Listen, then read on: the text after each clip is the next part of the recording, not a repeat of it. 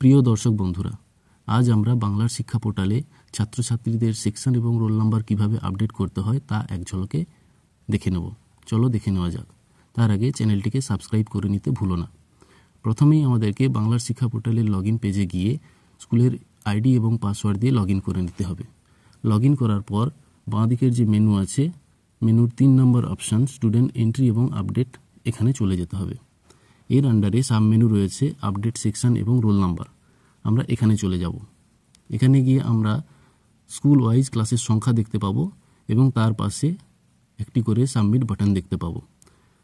ছাত্রছাত্রীদের সেকশন এবং roll number update করার জন্য এই সাবমিট বাটনে যেতে হবে। আমি যে কোনো একটি ক্লাসের সাবমিট বাটনে চলে যাচ্ছি।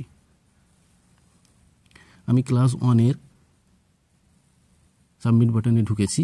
এখানে আমরা ক্লাস 1-এর যতজন ছাত্রছাত্রী রয়েছে তাদের নাম, তাদের স্টুডেন্ট কোড দেখতে পাচ্ছি এবং প্রত্যেক ছাত্রছাত্রীর পাশে সেকশন এবং রোল নাম্বারের ঘর দেখতে পাচ্ছি। আমাদেরকে এই সেকশন এবং রোল নাম্বার আপডেট করতে হবে।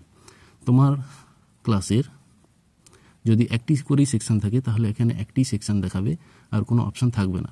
যদি দুটি করে সেকশন দেখানো থাকে তাহলে এ, এফ, বি এই দুটি সেকশন দেখাবে। এরপর রোল নাম্বারের ঘরে যে রোল নাম্বারটি আপডেট হবে সেটি আপডেট করে দিতে হবে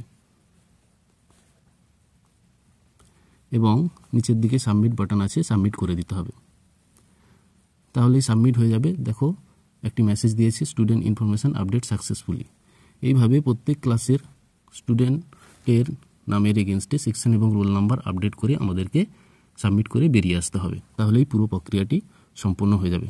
তাহলে দেখতে পেলে কত সহজেই প্রক্রিয়াটি সম্পন্ন হয়ে গেল। তোমরা নিজেরাও এটা দেখে করতে পারো, কোনো অসুবিধা হবে না। তো ভিডিওটি ভালো লাগলে শেয়ার করতে ভুলো না এবং অবশ্যই চ্যানেলটিকে সাবস্ক্রাইব করে নিও।